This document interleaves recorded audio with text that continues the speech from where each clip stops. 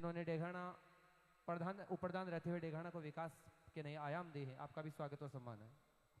ये जो मंच के सामने जो जवान खड़े हैं ना, सबसे मेरा हाथ जोड़ के निवेदन है कि सब आराम से बैठे, आपसे पीछे भी बैठे हुए हैं जवानों जो खड़े हैं पंडाल के अंदर, जो खड़े हैं सबसे निवेदन है वो नीचे बैठे आराम से।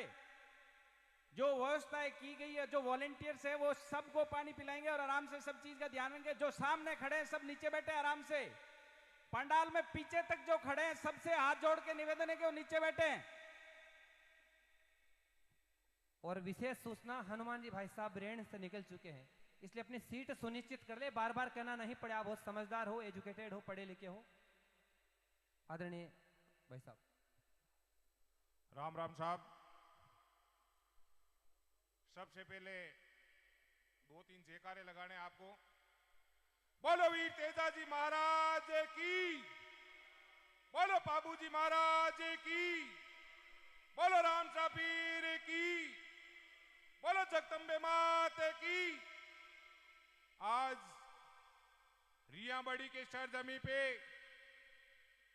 राष्ट्रीय लोकतांत्रिक पार्टी के द्वारा बजरी माफियाओं के खिलाफ एक जन आंदोलन, एक रैली का आयोजन किया गया है, जिसमें राष्ट्रीय लोकतांत्रिक पार्टी के प्रदेशाध्यक्ष श्री पुखराज जी गर्ग साहब और राष्ट्रीय लोकतांत्रिक पार्टी के कार्यकारिणी के सदस्य सरवण जी साहब और सभी मेरे सम्मानित मंच सीताराम जी नाइक साहब और मेरे किसान भाइयों, नौजवान साथियों और बहनों, मैं आपको निवेदन करूं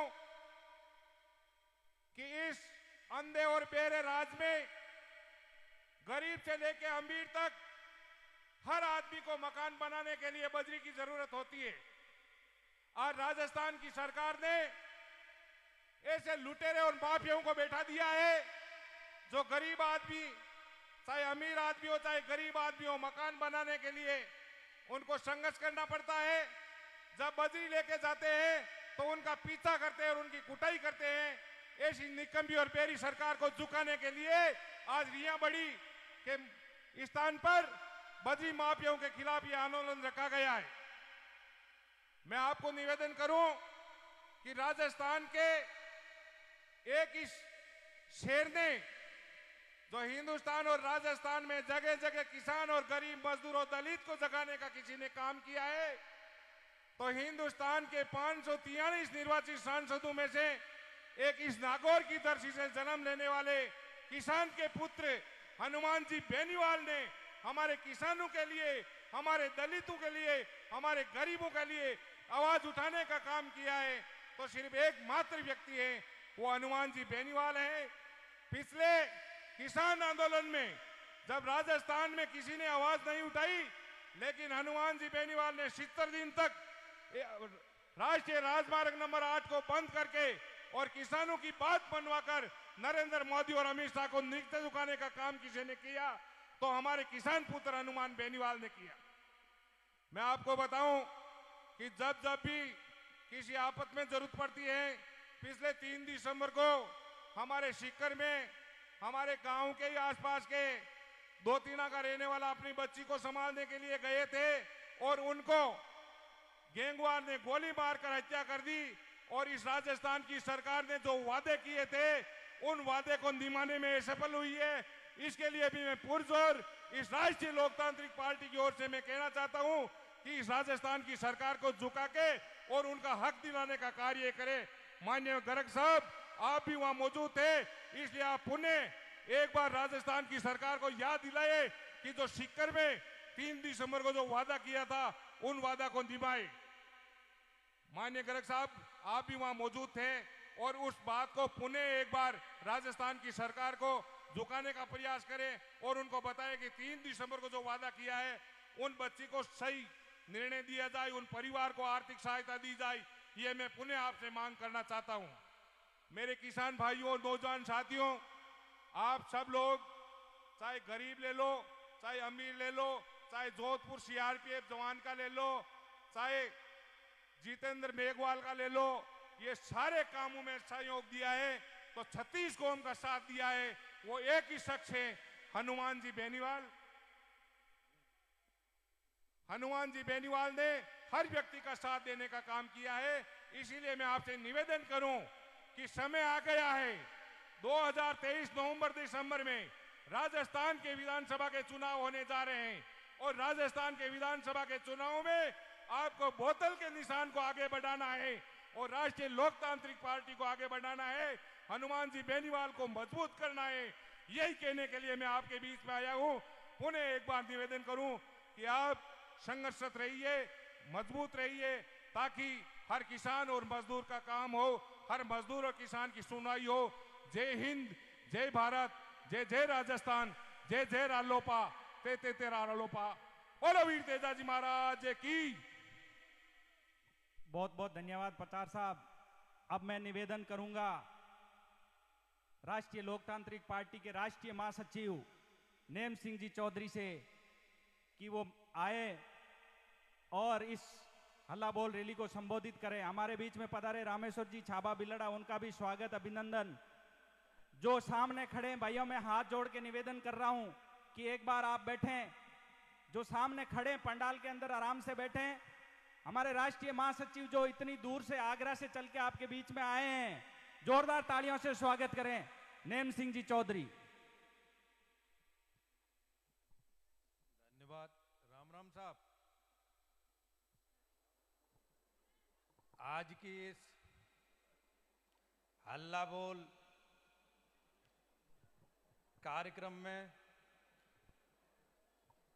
हमारे और आप सबके करोड़ों करोड़ों दिलों पे राज करने वाले रालोपा के राष्ट्रीय अध्यक्ष एवं नागौर के सांसद हनुमान जी बेनीवाल साहब जी, यहाँ पर उपस्थित प्रदेश के अध्यक्ष माननीय विधायक श्री पुखराज गर्ग साहब एवं सम्मानित मंच, मेरे सामने बैठे मेरे पिता तुल्य बुजुर्गों, मेरे युवा साथियों, मेरी माताएं और बहनों, पत्रकार बंधुओं, साथियों, मैं इस रालोपा परिवार में उत्तर प्रदेश से तमाम सारी पार्टियों को छोड़ करके, इस देश में तमाम पार्टियां हैं लेकिन सारी पार्टियों को छोड़ करके इस रालोपा परिवार में इसलिए शामिल हुआ हूं। इसका रीजन मैं आपको बताता हूं। आज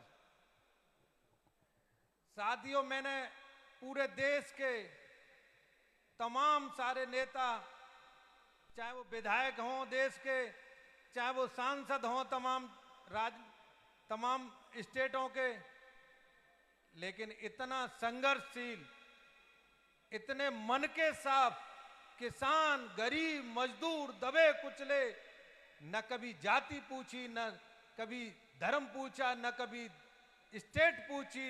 देश का कोई भी अगर दबे कुचला, कोई भी परेशान अपनी मांग को लेकर के सांसद हनुमान बेनीवाल जी के पास आता है तो वो निश्चित पूरी अपनी जी जान लगा देते हैं उसके काम के लिए। साथियों, इतना संघर्षवान नेता आपको मुझे लग रहा है इस हमारी वाली पीढ़ी में तो नहीं मिलने वाला है। ये पहला मौका है अब जो आप अपने नेता, अपने बेटा का इन हाथों को मजबूत करने के लिए ये 2023 का ये विधानसभा का जो चुनाव आ रहा है, इसको आप आज के समय में राजनीतिक ताकत एक वोट के रूप में दी जाती है। जो आज आपके नेता और आप लोगों को ये कड़ा संघर्ष करना पड़ रहा है, मैं आपको विश्वास दिला रहा हूं कि एक वोट के रूप में आप अपनी ताकत को आदरणीय हनुमान बेनीवाल जी के हाथों को मजबूत कर देंगे इस 2023 में। तो इस देश में आपके काम को कोई माई का लाल रोकने वाला नहीं है। मैं आपसे वादा कर रहा हूं इस बात का कि 2023 इसको इतनी मजबूती से उनके हाथों को मजबूत कर दो, इस रालोपा को इतना मजबूत कर दो कि आने वाला समय आपके कलम से, आपके बेटे, आपके सांसद हनुमान बेनीवाल जी की कलम से आपके काम हुआ करें। साथियों, मैं अपनी उत्तर प्रदेश में जब ये झंडा लगा करके घूमता हूं, तमाम क्षेत्र के अपने लोगों से मिलता हूं, तमाम अधिकारियों से मिलता हूं, मुझे कहते हैं ये आरएलपी कौन सी पार्टी है? आदरणीय हनुमान बेनीवाल जी की पार्टी है क्या ये? मैं आपको बता रहा हूं, 5 साल में आपके नेता ने इतनी बड़ी पहचान इस देश में बना दी है कि आरएलपी को पूरे देश में लोग पहचानने लगे हैं कि राष्ट्रीय लोकतांत्रिक पार्टी एक नागौर की, एक राजस्थान की बहुत मजबूत पार्टी है। लेकिन साथियों, आपसे मेरी करबद्ध प्रार्थना है कि ये थोड़ा मेहनत का समय है और आने वाले ये 2023 के चुनाव में आप इतनी मजबूती के साथ इनके हाथों को मजबूत कर दें। आप देखो, भारतीय जनता पार्टी हो चाहे वो कांग्रेस की सरकार हो, यहां दोनों सरकारों से लड़ाई लड़ने का काम आदरणीय हनुमान बेनीवाल जी लड़ने का काम कर रहे हैं। हमारे पहलवान दिल्ली में बैठे हुए थे, कितने दिनों से उनकी कोई सुनने वाला नहीं था। देश का एकमात्र आपका एक बेटा है, आपके सांसद सबसे पहले उनको समर्थन देने के लिए दिल्ली पहुंचे। आदरणीय हनुमान बेनीवाल जी एक ऐसे व्यक्ति, एक ऐसे नेता हैं कि आपके दुख दर्द के लिए उन्हें चाहे कोई नुकसान, राजनीतिक नुकसान या फायदा कुछ भी हो, अगर आपकी मदद करनी है तो बीच आधी रात आपके बीच में पहुंच जाएंगे और आपकी मदद के लिए खड़े रहेंगे। कहने के लिए बहुत कुछ है। राजस्थान में इतने अपराध चरम पर पहुंच गए हैं। कांग्रेस की सरकार, मिलाजुली का खेल चल रहा है। एक बार कांग्रेस वाले, एक बार बीजेपी वाले।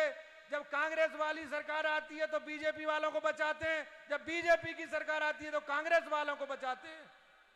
साथियों, बहुत गहराई से मनन करना, समझना कि इतना लड़ाका आपको दोबारा नहीं मिलेगा।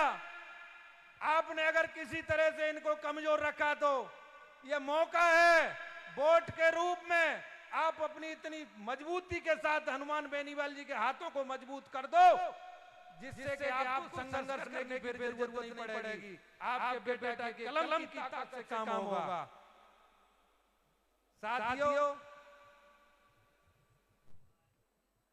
आने वाला 2024 का, 23 के बाद तुरंत 24 का लोकसभा का चुनाव है। आपके यहां 24 सांसद बीजेपी के चुन के गए थे गठबंधन से, और एक आपके बेटा लाडले हनुमान बेनीवाल जी चुन के गए थे। आप राजस्थान में ही देख लो, 24 सांसदों की कहीं आवाज आपको नहीं मिलती होगी।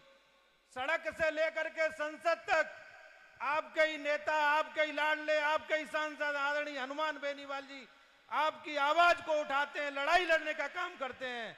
ऐसा लगता है कि 543 सांसदों में एक इतनी बड़ी ताकत के रूप में एक अकेले सांसद हनुमान बेनीवाल जी संसद में लड़ाई लड़ने का काम करते हैं, आपकी आवाज को उठाते हैं, आपके काम के लिए लड़ाई लड़ते हैं।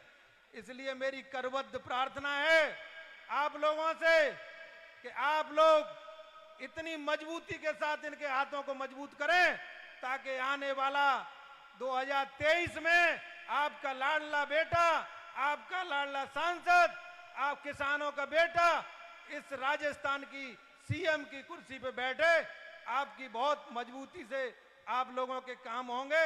मेरी तो यही गुजारिश, यही प्रार्थना है आप लोगों से, मजबूती से। जय हिंद, जय राष्ट्रीय लोकतांत्रिक पार्टी। बहुत बहुत धन्यवाद भाई साहब। बहुत बड़े गर्व की बात है, यूपी आगरा की धरती से चलकर आए हैं, पार्टी के आप राष्ट्रीय महासचिव हैं। बहुत बहुत वंदन है आपका। तो लीजिए, भक्त शिरोमणि मीरा मेड़ता की धरती पर हमारे बीच जायल विधानसभा की एक मोटी आवाज और किसान और कमेरे वर्ग के हितों के लिए सदैव लड़ने वाले और जिनके परिवार का राजस्थान विधानसभा से बड़ा गहरा नाता रहा है, मेरे बड़े भाई श्रीमान अनिल जी बारूपाल हमारे बीच पधार चुके। एक बार जोरदार ताली के साथ अभिनंदन होना चाहिए किसान के बेटे का। ताले में कमी आ रही है, मजा नहीं आ रहा भाई। और इसी बीच जैतारण पाली से श्रीमान बड़े भाई साहब रोहित जी गुर्जर हमारे बीच पधार चुके, आपका भी स्वागत और सम्मान। और बिलाड़ा उपप्रधान राष्ट्रीय लोकतांत्रिक पार्टी श्रीमान संपत जी अडिंग भी हमारे बीच पधार चुके, आपका भी स्वागत और सम्मान। अब उद्बोधन की अगली श्रृंखला में मंच पर मैं आवाज देने जा रहा हूं श्रीमान सुरेंद्र जी धोथड़, पूर्व छात्र संघ अध्यक्ष मिर्दा कॉलेज नागौर। श्रीमान सुरेंद्र जी धोथड़ और श्रीमान माधुराम जी कुरडिया पाली आप भी हमारे बीच पधार चुके हैं, आपका भी स्वागत और सम्मान। सुरेंद्र जी धोथड़।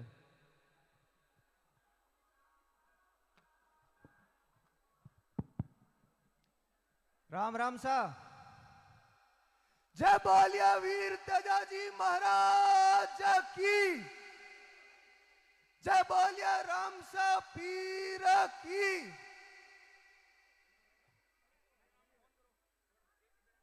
एक मैनेजमेंट टीम से अनुरोध रहेगा, एक पंखा हिल रहा है, मैनेजमेंट टीम लाइट के जो संभाल रहे एक बार उस पंखे को जरा बंद करें और उसको थोड़ा दुरुस्त करने का कार्य करें। भक्त शिरोमणि मीराबाई की। मेरे भाइयों, ज्यादा समय नहीं लेंगे आपका। मंच पर बैठे हुए पार्टी के प्रदेश अध्यक्ष विधायक पुखराज जी गर्ग साहब और मेरे साथ मौजूद राष्ट्रीय लोकतांत्रिक पार्टी के सभी पदाधिकारी और सामने मौजूद मेड़ता और आसपास के क्षेत्रों से आए ग्रामीण भाई बंधु बुजुर्ग माताएं बहनें, मैं आप सब लोगों का इस हल्ला बोल रैली के अंदर बहुत बहुत आभार, बहुत बहुत अभिनंदन व्यक्त करता हूं। मेरे भाइयों, वर्तमान में जो बेनीवाल जी की हम सिचुएशन देखते हैं, स्थिति देखते हैं, उसको देखकर किसी एक बड़े शायर का शेर याद आता है कि टूटेंगी तलवारें टकराकर तुमसे, टूटेंगी तलवारें टकराकर तुमसे, हो जाएंगे दुश्मन के तरकस खाली, टूटेंगी तलवारें टकराकर तुमसे, हो जाएंगे दुश्मन के तरकस खाली। हर मैदान जंग में तुम बेखौफ लड़ो, वक्त से पहले मौत नहीं आने वाली, वक्त से पहले मौत नहीं आने वाली। मेरे भाइयों, महाभारत की एक बड़ी विचित्र कथा है। जब पांडव राजपाट हार गए अपना जुए के अंदर, अपनी बीवी को हार गए, पत्नी को कौरवों के हाथों जुए में हार गए, तो पांडवों का बड़ा भाई युधिष्ठिर धृतराष्ट्र के पास जाता है और कहता है, काका मैं राज हार गो, वो रोण लाग जावे और कहवे काका मने राज पाछो दे दे। तो धृतराष्ट्र उसे कहता है कि रोया राज कोई नहीं देवे, अरे रोया राज धन दे दियो तो राज थारू हुए को नहीं। तो मेरे भाइयों, वर्तमान की राजनीति के अंदर ठीक वही समय वापस लौट कर आ गया है। जब हम बैठे रहते हैं 5 साल, जरा सोचा कि मारो खुदरो राज हो तो मारा लोग विधानसभा और लोकसभा में बैठा हूं था, और ये जब हम पूरे 5 साल विचार करते हैं और जैसे ही चुनावों का समय आता है, आपा लोग कटी कांग्रेस में जाता रहो, कटी बीजेपी में जाता रहो, मारी जात को कैंडिडेट आएगो, मारा समाज को आएगो, मारा पार्टी को आएगो, मारा झंडा को आएगो। मेरे भाइयों, अगर राज लेना है तो लड़ना पड़ेगा, अपने वोट की ताकत दिखानी पड़ेगी, क्योंकि जो नागौर के अंदर बड़े बड़े नेता हुए देश की आजादी से लेकर आज तक, उन्होंने कभी आपको समझदार या होशियार नहीं होने दिया। आज से 40 साल पहले दिल्ली की सत्ता में, सत्ता के निकट हमारे इस क्षेत्र के कुछ ऐसे नेता बैठते थे जिनकी कलम में इतनी ताकत थी भाइयों कि अगर एक चिड़ी मांड देता नहीं तो अगला चौमासों पहली पहली हिमालय को पानी अपन खेता में आए पड़तो। अपने लोगों ने उस बात को पहचाना नहीं, अपने नेताओं पर अंधा भरोसा करके उनको वोट देते चले गए और नेताओं के पास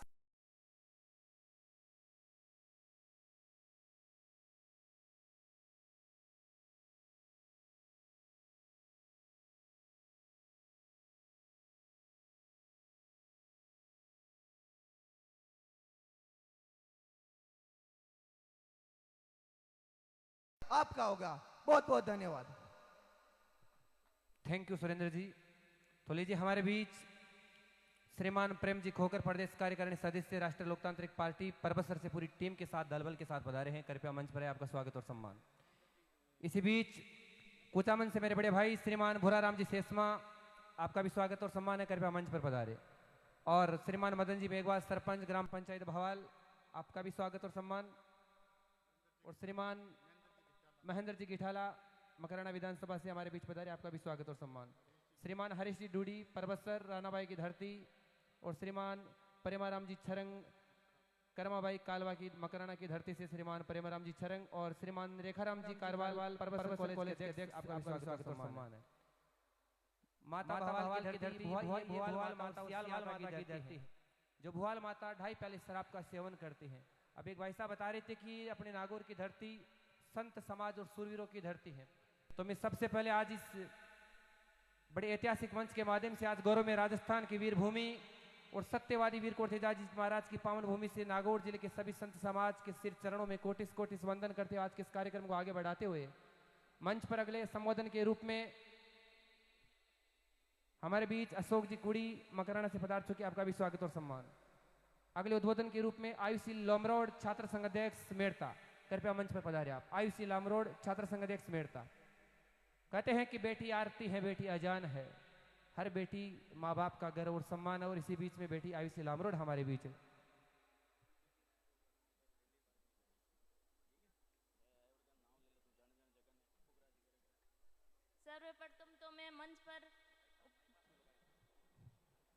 सर्वप्रथम तो मैं मंच पर पधारे पुखराज जी गर्ग, भोपालगढ़ विधायक, और युवा साथियों सभी का तहे दिल से धन्यवाद और अभिनंदन कि आप यहाँ पधारे। हल्ला बोल रैली का एक ही उद्देश्य है कि प्रदेश में होने वाले सभी बजरी माफियों का सामने लाना और उनका खुलासा करना। देश में बेरोजगारी बढ़ती जा रही है, युवा एग्जाम देने तो जाता है परंतु पीछे से पता चलता है कि पेपर आउट हो गया। हनुमान जी बेनीवाल एक ही मात्र थे जिन्होंने जयपुर में सीएम आवास को घेरा था और वहाँ पे प्रदर्शन किया था, और बिजली के लिए भी अजमेर जाकर धरना दिया था, और एकमात्र हैं जो संघर्ष कर रहे हैं, और इनकी पार्टी को आगे बढ़ाने के लिए आप सपोर्ट करें। मेरी भी एक छात्र संघ कार्यालय उद्घाटन में आए थे, मेरी एक मांग थी कि ज्योग्राफी सब्जेक्ट नहीं है, तो नेताजी ने कहा कि जब तक छात्र संघ कार्यालय पूर्ण हो जाएगा तब तक ये भी हो जाएगा, परसों ये भी काम हो गया। तो दिल से धन्यवाद नेताजी। बहुत बहुत धन्यवाद। जब किसान कौम के बेटे और बेटियां इन कॉलेजों के अंदर पढ़ने के लिए जाते हैं तो पता नहीं कितनी समस्याओं का सामना करना पड़ता है, और बेटी आयुषी उन्हें अपने छोटे भाई और बहनों के हक और अधिकार के लिए बड़ी मजबूती से लड़ाई लड़ रहे हैं। बहुत बहुत स्वागत और अभिनंदन है। तो उद्बोधन की अगली श्रृंखला में मैं मंच पर आवाज देना चाह रहा हूँ यहाँ की स्थानीय राष्ट्रीय लोकतांत्रिक पार्टी की युवा नेता भाई दिलीप जी भरनेगा, इंडावड़ की धरती से हमारे बीच पधार चुके, कृपया मंच पर पधारिए आप। एक बार जोरदार ताली के साथ अभिनंदन होना चाहिए किसान कौम के बेटे का। और इसी बीच श्रीमान आशीष जी सोनी पुष्कराज भगवान अजमेर की धरती से, और श्रीमान सुरेंद्र धर्मेंद्र जी रावत पूर्व जिला अध्यक्ष राष्ट्रीय लोकतांत्रिक पार्टी अजमेर, और श्रीमान भरत सिंह जी मनाना मंडल सदस्य मकराना, श्रीमान नानूराम जी जानी मंडल सदस्य, आपका भी स्वागत और सम्मान कर पधारे। दिलीप जी। जय बोलिए तेजा जी महाराज की, जय बोलिए खेड़ा के धनी की। आज हम हल्ला बोल बद्री माफिया के खिलाफ यहाँ एकत्रित हुए हैं। ये कुछ चंद लोगों की मिली भगत से और एक खुले शान जो राजस्थान सरकार को चला रहा है वो आम किसान को परेशान कर रहा है। तो मैं आप सबसे निवेदन करता हूँ कि आप कंधा से कंधा मिलाकर हनुमान बेनीवाल के साथ मजबूती से यहाँ डटे रहना है। आज ही हनुमान जी अपने किसानों को और अपने क्षेत्र के लोगों को बद्री में राहत दिलाकर जाएंगे यहाँ से। और मैं बड़ी बहन इंदिरा जी बावरी के बारे में यहाँ से कहना चाहूँगा कि इंदिरा जी ने इतना विकास किया मेरता के अंदर जितने 60 सालों के अंदर कोई भी विधायक ने नहीं किया है। मैं आपसे पुनः निवेदन करता हूँ कि जब तक हनुमान जी पधारे आप अपनी जगह पे बैठे रहे। धन्यवाद। थैंक यू, बहुत संक्षेप में भाषण रखा। तो लीजिए उद्बोधन की अगली श्रृंखला में पाली की एक मोटी आवाज बड़े भाई रोहित जी गुजर हमारे बीच मौजूद हैं, कृपया आप आइए। और अच्छा ठीक है, श्रीमान माधुराम जी कुड़िया कृपया मंच पर पधारे। उद्बोधन की अगली श्रृंखला में श्रीमान माधुराम जी कुड़िया कृपया पधारे, आपका स्वागत और सम्मान। पीछे जितने भी कार्यकर्ता खड़े हैं पांडाल परिसर के अंदर, आपसे निवेदन है प्लीज नीचे बैठे। राम राम सा जोरू राम राम कर बोकरो किसान रा बेटा। हाँ आप 108 नाम राम रा ले लो और एक नाम हनुमान रो ले लो, सारा कलंक कट जाला।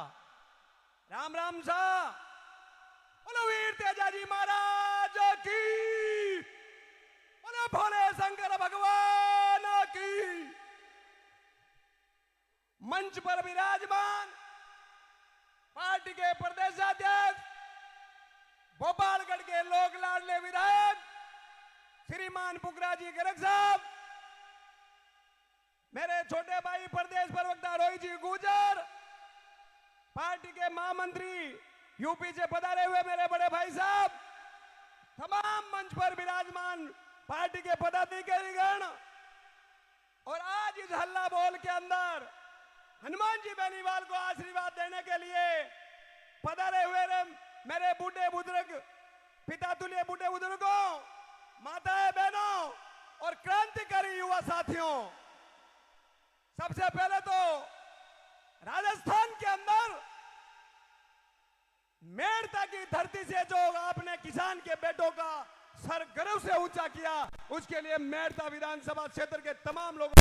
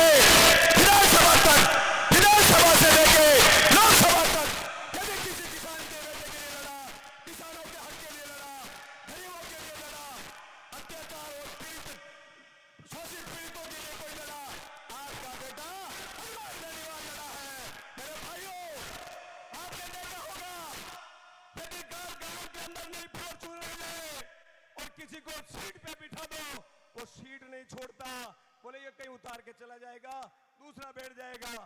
ये आपका लाडला बेटा आपके लिए 3, 8, 13, 18 और 19 को छोड़कर आपके बीच में मंत्र को जरूरत पड़ी।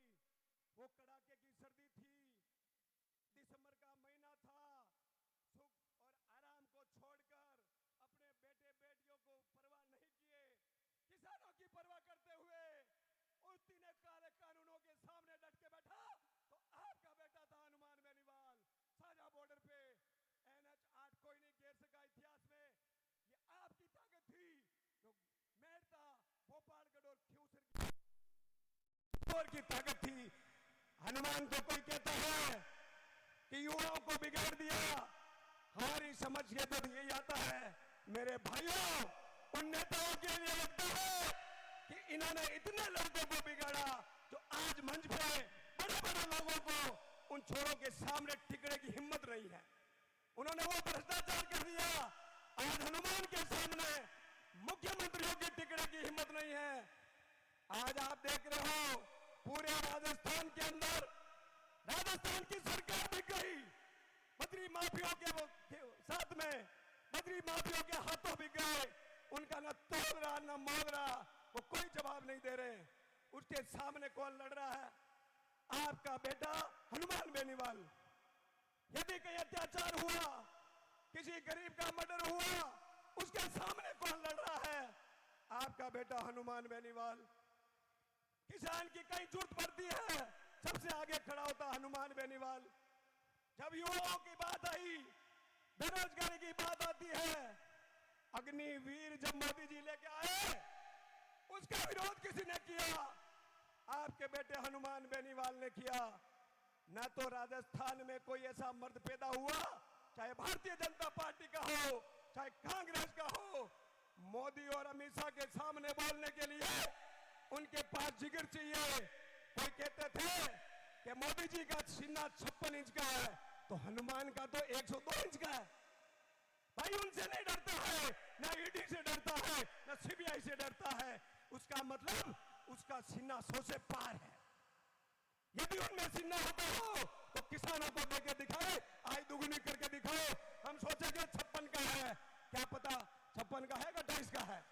मेरे भाइयों, आपको किसी ने हक नहीं दिया, आपके वोटों का शोषण किया और सिर्फ आपके वोट लेके और वो कुर्सी पे बैठ गए। कोई मंत्री बन गया, कोई कुछ बन गया, कई मुख्यमंत्री बन गया, सबको पागल बना के। इनके कोई वोट ही नहीं होते, फिर भी उनका सामना करता है हनुमान बेनीवाल। उसकी यह ताकत है।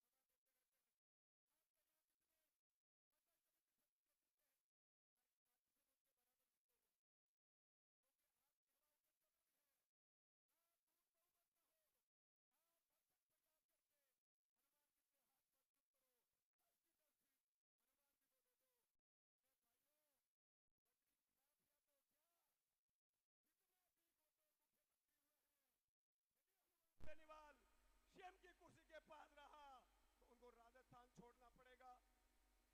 और जो किसानों के साथ धोखा किया हो, गरीबों के साथ धोखा किया हो, वो खेतों में ईडी और सीबीआई के आगे ऐसे भागेंगे जैसे खेत में पाड़ा भाग रहा हो। आप चिंता मत करो, सिर्फ आपके भाई पे भरोसा करो। ये आपको धोखा नहीं देगा, ये आपको मौका देगा। और उस मौके का इंतजार किस चीज से होता है? बातों से, भाषणों से नहीं होगा। आपको ज्यादा से ज्यादा वोट देकर सपोर्ट करके जीताने पड़े। सीटें जीता के भेजोगे। आज कह रहे बजरी माफिया, भाइयों हनुमान के हाथ में कलम हुई, चाहे ये खोद के चले गए, वापस भी इनको पता चलेगा कि पेलेंट ये कैसे भुगती जाती है। चिंता यह है कि कई लोग इतने ज्यादा आगे बढ़ गए, उनको न हनुमान अच्छा लगता है, न किसान अच्छे लगते हैं, न उनको गरीब अच्छा लगता है, न युवा अच्छे लगते हैं। मेरे भाइयों, कम से कम आप बूढ़े बुजुर्ग हो, मुझे एक बात बताना, क्या आप अपने बेटे को सक्सेस होते हुए नहीं देखना चाहते? आप अपने बेटे को नौकरी में जाना नहीं देखना चाहते? आप अपने बेटे को एमएलए एमपी बनना देखना नहीं चाहते? क्या आपका बेटा अच्छी स्कूल में नहीं पढ़े? बताओ पढ़े या नहीं पढ़े? एक बार आप हाथ ऊंचा करके बताओ। पढ़ते हो तो दोनों हाथ ऊंचा करो।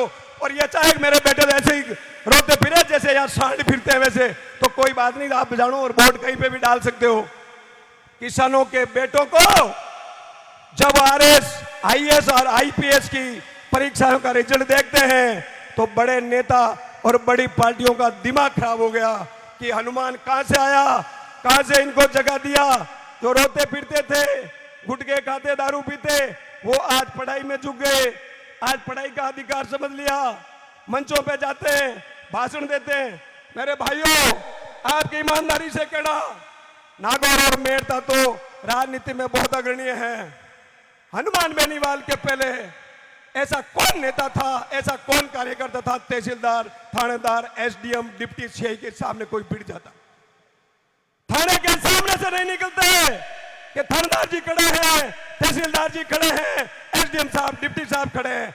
आज ये स्थिति हो गई एक एक कार्यकर्ता उसने इतने पैदा कर दिए कि आपके साथ कंधा से कंधा मिलाकर कहीं पे भी चल देते हैं।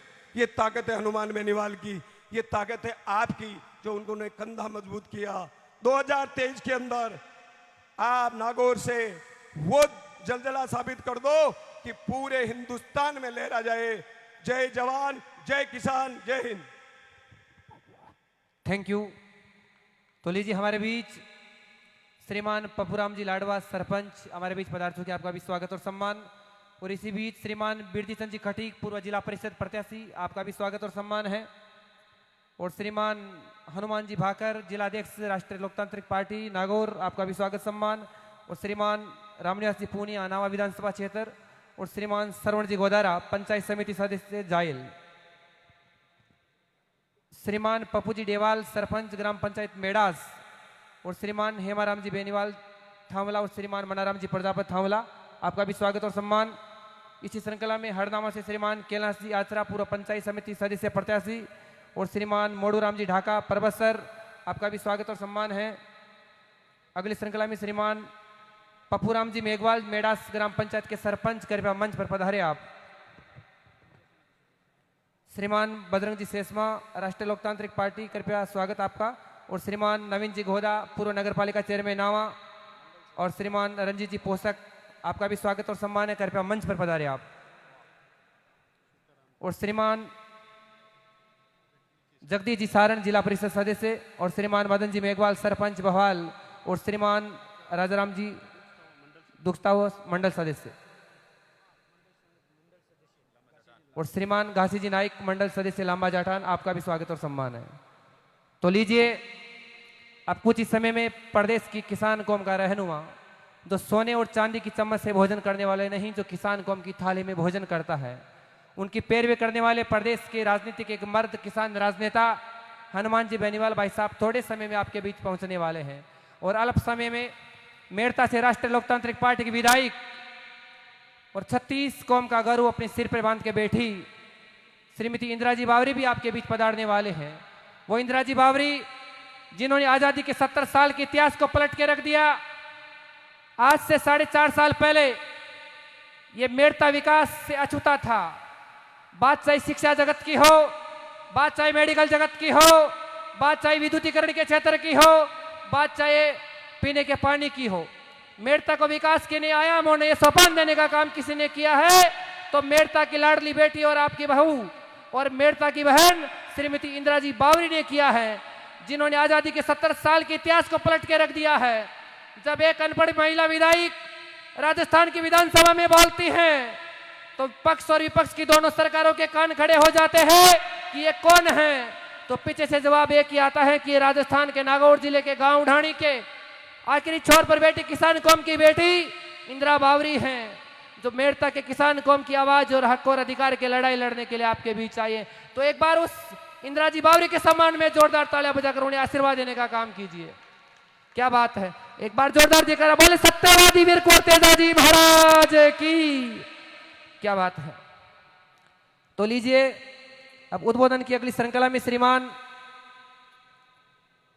ओंकार जी बाली सरदार शहर चूरू जिले की धरती से श्रीमान ओंकार जी बाली, आप सभी से महानुभाव से मेरा निवेदन है कि आप संक्षेप में 2 या 3 मिनट में अपना उद्बोधन का समापन करें।